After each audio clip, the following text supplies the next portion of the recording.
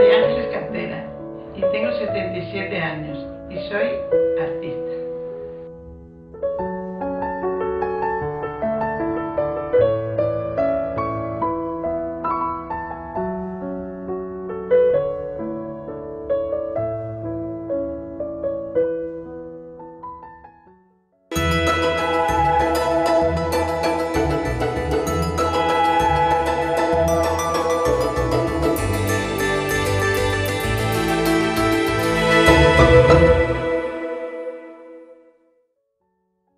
Superficies subterráneas, una obra narrativa de corte autobiográfico en la que se suceden muchas escenas y con cierto aire de misterio, casi nos lleva al cine de Hitchcock. Un autor lento porque mira al pasado, al saber hacer del dibujo la perspectiva, luces y sombras. Él es Víctor López Rúa, un artista de A Coruña, hoy asentado en Madrid y por estas fechas se expone en Moretart. Bienvenido a Espacio de Arte, Muchas Víctor. Gracias. Si te parece, vamos a empezar por un cuestionario telegráfico para saber un poquito más sobre tu personalidad. ¿Quién es Víctor López Rúa y a dónde va? Víctor López Rúa es un pintor de aquí, gallego, y que quiere llevar la pintura hasta sus últimas consecuencias y defender que la pintura esté en los mejores museos de España y incluso de fuera de España, ¿no? ¿Una película especial o un director de cine particular? Una película especial, El gato pardo y Visconti, por ejemplo. ¿Un museo en el que perderse? El Museo del Prado. ¿Y un lugar también en el que perderse? Florencia. ¿Una virtud como persona y un defecto? La generosidad y un defecto, pues la antipatía. ¿Un consejo que darías a tus hijos, ya que tienes 3? Pues que crean en la bondad de las personas y que se dejen llevar por los buenos sentimientos. ¿Un ranking de idiomas? Por supuesto, primero el español y después el inglés. ¿Una música, además de la de Sostakovich? Pues Mozart, la flauta mágica. ¿Y una ciudad en la que te instalarías de manera definitiva? Estoy muy contento en Madrid, pero me encantaría vivir fuera de España y, por ejemplo, vivir en Nueva York. Pues, si te parece, vamos a empezar ya con la exposición propia, que lleva por título Superficies subterráneas. Está en Moretart, en Coruña. ¿Qué presentas allí?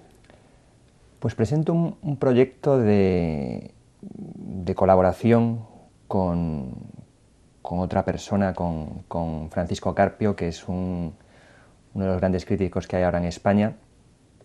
Es un proyecto que ha nacido con su colaboración y con su ayuda y ha sido un diálogo muy productivo entre dos, porque él, aunque sea crítico, aunque sea profesor de Historia del Arte Contemporáneo y de Estética, también, aunque sea poeta, también ha sido artista plástico. Y entonces ha sido un trabajo desarrollado, un diálogo que ha confluido pues, en una serie de obras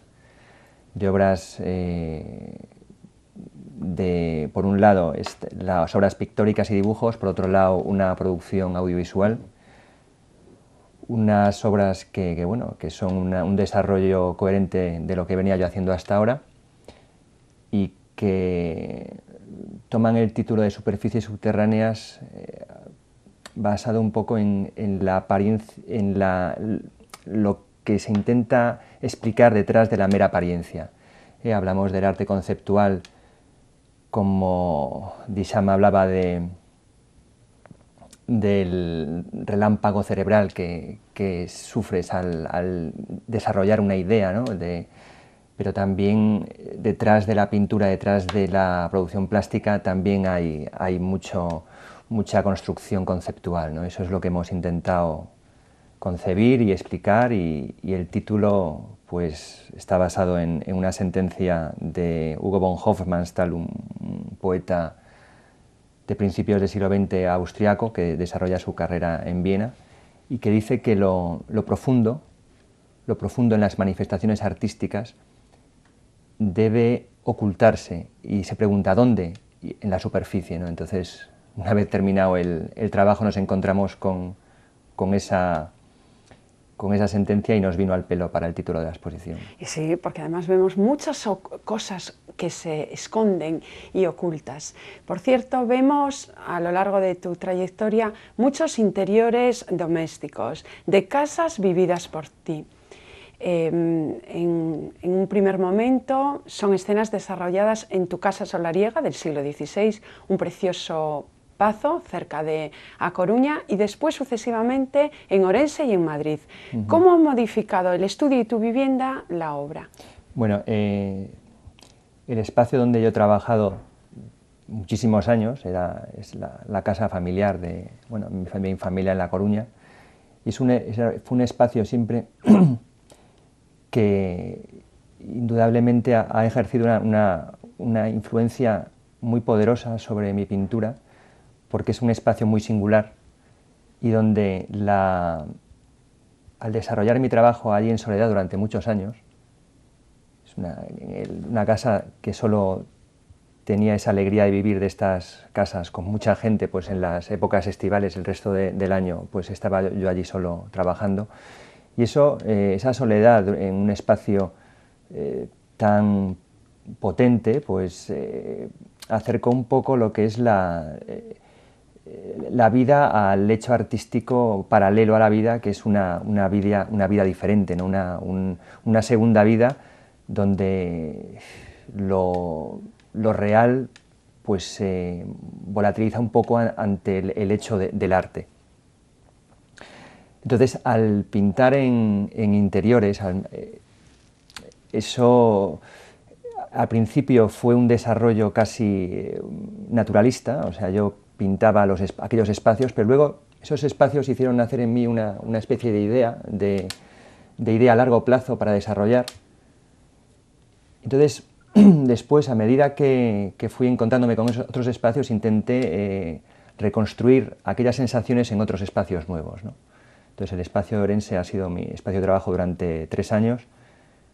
Allí lo mismo, las luces, las sombras, los brillos, pues hicieron nacer otras nuevas series de pinturas, y en los espacios en Madrid, pues más contemporáneos, pues también con esa mochila que uno lleva a la espalda, con esa serie de experiencias que casi se convierten en algo tocable y mensurable que uno lleva en la mente, pues lo he proyectado en los nuevos espacios. En los nuevos espacios incluso te has atrevido a salir al exterior. Pienso en esa vista exterior de Lacock Abbey.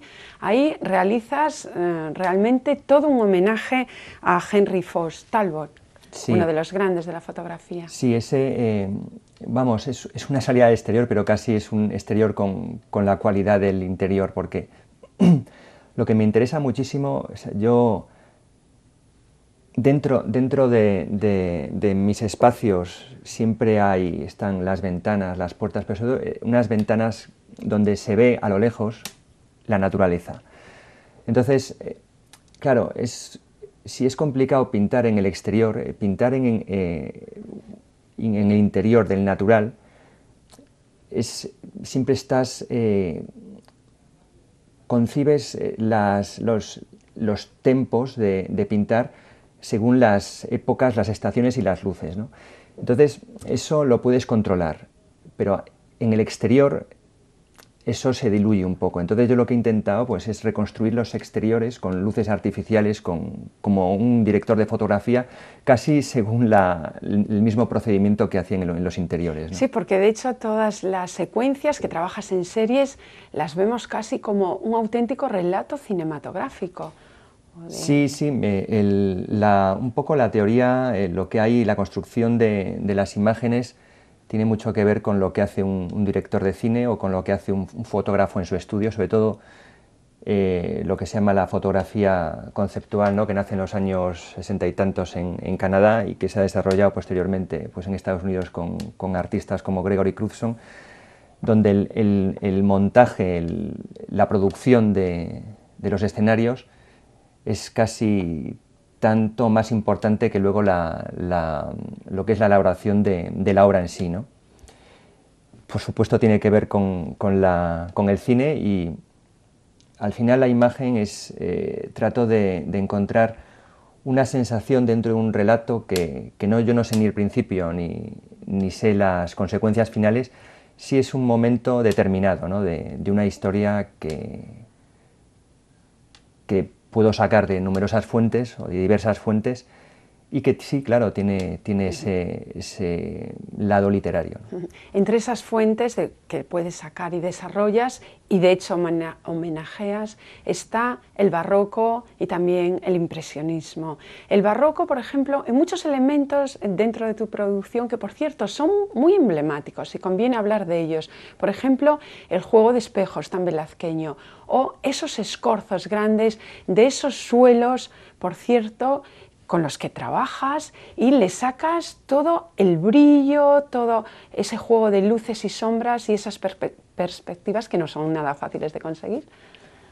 Pues sí, Fátima, yo soy un enamorado de la pintura barroca, tiene mucha conexión con lo que acabo de estar contando ahora porque, claro, son los grandes escenarios teatrales, o sea, Caravaggio monta esas grandes escenas iluminadas con luz que parece que es de vela, al final sí, era luz natural, pero él la convierte en una luz teatral, ¿no?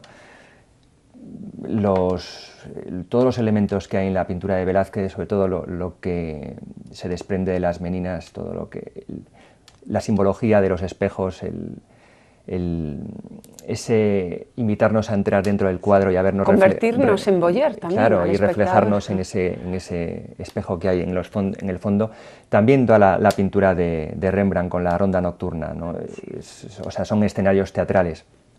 Y después, pues eso me lleva a lo que hablaba antes, ¿no? Es la idea, son unas sensaciones, son unas luces que yo tengo en la mente y que luego se trata de hacerlos nacer en la realidad, ¿no? Es una segunda realidad que nace y que es distinta de la que nosotros vivimos, ¿no? Habrá gente que te lo haya dicho más de en alguna ocasión que a lo mejor es pintar contracorriente hoy. ¿Te consideras un artista del pasado? No, para nada, soy un artista plenamente contemporáneo y la modernidad está construida a base de contrastes. El mirar al pasado, igual que se puede mirar hacia los lados, yo creo que hay que tener siempre el retrovisor puesto y todos los grandes pintores y artistas del siglo XX o de los que llevan su carrera pues allá arriba, a principios ya del siglo XXI, tienen una relación de diálogo con la tradición, desde Neo Rauch hasta el director de cine Peter Greenaway. Son creaciones que siempre, aunque estén ancladas en el tiempo presente, siempre tienen una unión con los grandes artistas del pasado, ¿no? Y creo que de ese diálogo es desde donde nacen las grandes obras de arte. Y bueno, y el diálogo lo estableces tú muy bien en tus obras, que vemos móviles, ordenadores conviviendo exactamente con mobiliario, con vajillas, con artilugios, todo un escaparate de tus ancestros. Vamos a hacer un breve paréntesis porque tenemos a una gran comisaria de arte que ha hecho trabajos contigo. Ella es Pilar Corredoira y a ver lo que nos cuenta sobre tu trabajo. En primer lugar, quiero felicitar a Víctor López Rúa por sus exposiciones recientes. La última ha sido en Madrid, en el mes de diciembre y enero, con la Comunidad de Madrid, y también ha participado la Xunta, ha colaborado con su exposición. Y la segunda es esta exposición de Moret Art, que me imagino que será, yo no la he visto aún, pero en base a la obra que él ha estado realizando últimamente. Bueno, yo conozco a Víctor hace bastante tiempo, cuando empezó con su pintura. Siempre me ha sorprendido y me ha admirado, pues aparte de su talento, que su capacidad para sobreponerse al difícil mundo, ¿no?, en el que está metido, ¿no? Es una persona muy luchadora, es un artista con un talento, pero que al mismo tiempo se forma, tiene muchísimo interés en estar al día en todo lo que sucede con respecto a lo que él trata, que es el realismo. Él se mueve en este amplio escenario del realismo contemporáneo, siempre buscando un acento propio para su obra y intentando ser lo más honesto, lo más fiel posible a lo que él cree. Víctor pues refleja mucho sus entornos, su vida familiar, sus amigos, sus espacios cercanos, incluso de su casa, bueno, pues de sus lugares queridos.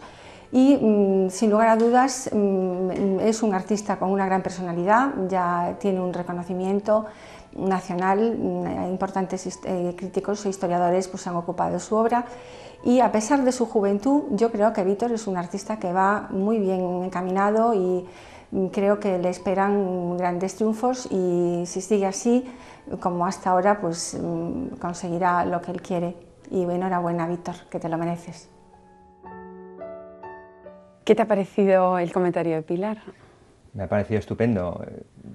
Con Pilar tengo una relación que no puede ser mejor hace muchísimos años. Yo le tengo muchísimo cariño y desde el principio sé que le ha gustado mi trabajo y lo ha seguido con mucha atención y a veces incluso participando en proyectos conjuntos, ¿no? Bueno, de hecho, hemos visto, te ha traído aquí al Espacio de Arte del Correo Gallego, sí.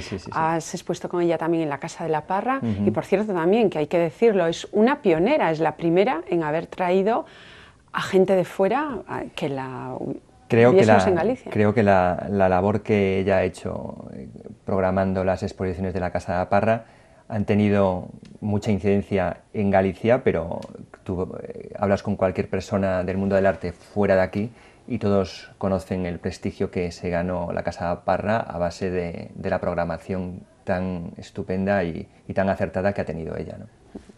Tú también has trabajado con galerías míticas. Pienso en la galería madrileña Sen, que por cierto ahora ya no existe, pero otra pionera. Sí, la galería Sen, yo oí hablar de ella desde el principio, desde las primeras ediciones de Arco que yo visitaba siendo muy jovencito, cuando Arco se celebraba no en el Parque Ferial, sino en el Palacio de Cristal, en la Casa de Campo. Y después seguí la trayectoria de la galería, incluso cuando vinieron aquí a Galicia y presentaron en La Coruña la exposición antológica sobre el equipo Crónica. Vino el director de la galería con su hija, hicieron una presentación yo estuve en aquella conferencia, era la galería en la que quería estar y bueno, después de una serie porque sabes que para entrar en una galería siempre tienes que tocar la puerta acertada, pues por medio de Marco Ricardo Barnatán los conocí y bueno, y aunque desgraciadamente ahora la galería no sigue por una serie de circunstancias que no tienen nada que ver con su trabajo propio de galería, pero sigo teniendo una relación excelente con ellos, ¿no? Con Eugenia Niño, que era su directora. Y estabas hablando ahora de crítica, pues no te puedes quejar de cómo te ha tratado la crítica. No me puedo quejar, muy al contrario. Tengo a gala el poder presentar una serie de textos de críticos que además la mayoría de ellos son poetas. Javier Sebane. Sí, yo le gusto mucho, le gusto a los escritores, no a los propiamente críticos de arte, sino a los que hacen crítica y también escriben y hacen poesía, ¿no? Y bueno, Xavier Sebane ha sido uno de mis máximos apoyos, de hecho ha presentado la exposición en La Coruña de la Galería Moret y bueno, yo no puedo estar más que agradecido no solo por las palabras de sus textos, sino porque me han enseñado muchas cosas y me han animado mucho y me han abierto numerosos vías para desarrollar mi labor creativa, ¿no? En esta labor podemos tratar muchos temas que están, por ejemplo, el bodegón.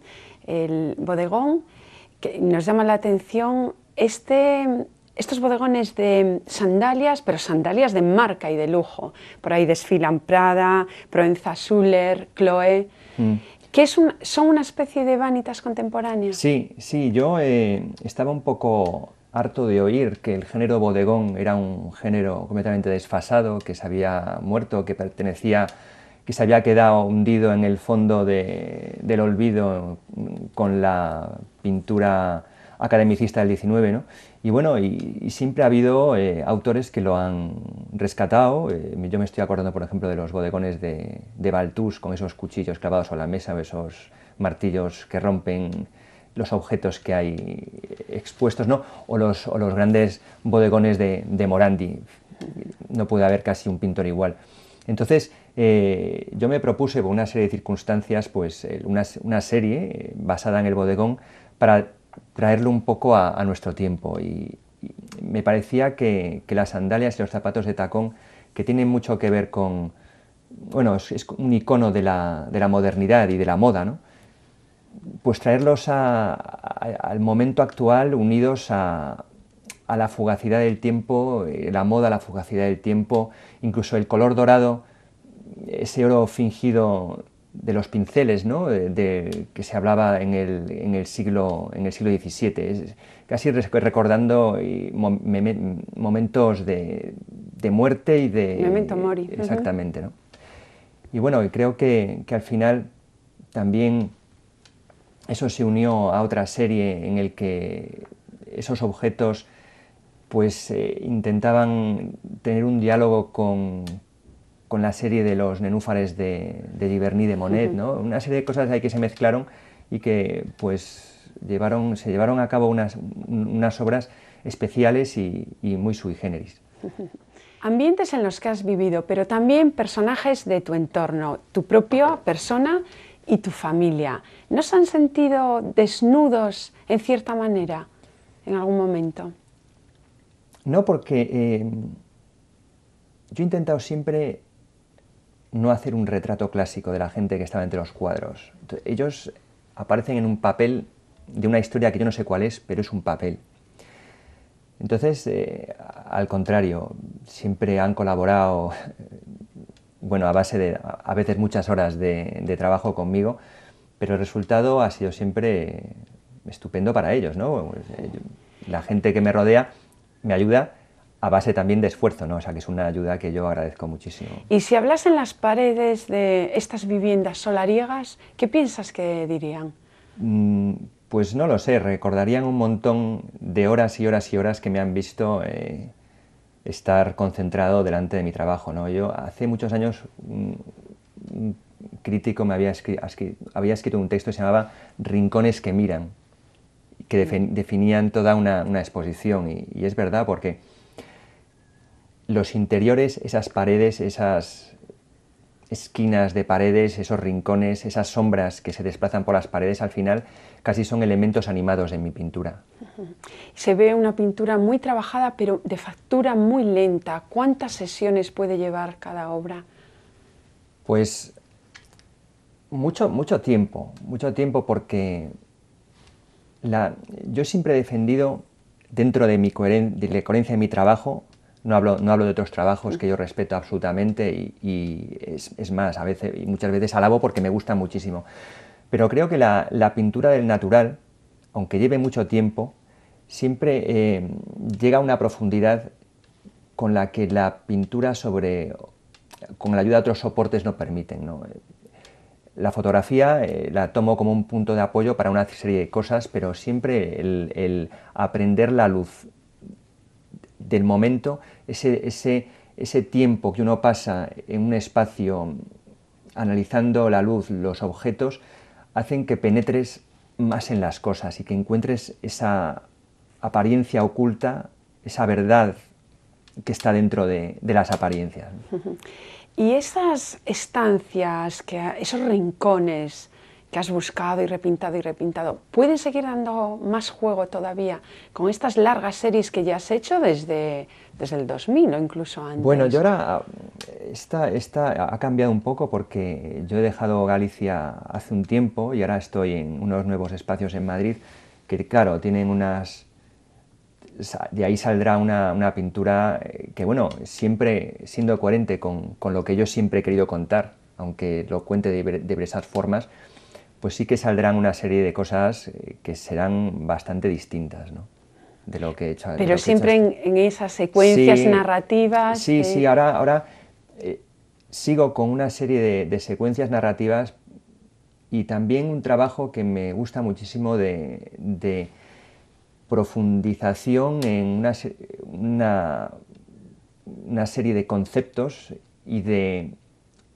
uniones con otros cuadros del pasado para traerlos hacia el presente, ¿no? Y sobre todo de incorporar más materia, porque parece que el paso de los años te ha hecho ser más, más dúctil con... Sí, creo que la pintura, después de tanto tiempo, después de tanto desarrollo, ofrece tantas posibilidades que no hay que cerrarse a que en un mismo cuadro termines una parte de una manera casi cercana al realismo fotográfico y otra parte pues, que tenga que ver con el expresionismo abstracto o los trazos expresionistas de los años 30 o de Kokoschka o algo así, ¿no? No tiene nada que ver. Creo que hay que dominar todos esos ámbitos al final enriquece la obra que estás haciendo. Y una vuelta al orden que parece que se vuelve a ver, y sobre todo el sentido de la belleza. ¿Hay belleza en tu producción? Para mí la belleza es un concepto muy importante, tanto la belleza como la fealdad. Entonces creo que son dos conceptos que vienen unidos desde el principio de la pintura, ¿no? Que desde el finales de o sea, casi la fealdad desde antes del Renacimiento, ¿no? Y luego los dos conceptos unidos en todo el desarrollo de la pintura moderna. Sí, es muy importante todo esto, es algo fundamental. Yo trabajo mucho toda esa serie de conceptos y quiero llegar a tener un discurso muy coherente y a que eso se pueda ver en mis cuadros. Bueno, de momento esto se ve bien. Pues ya para terminar, un buen libro que puedes recomendar a un amigo. Un buen libro.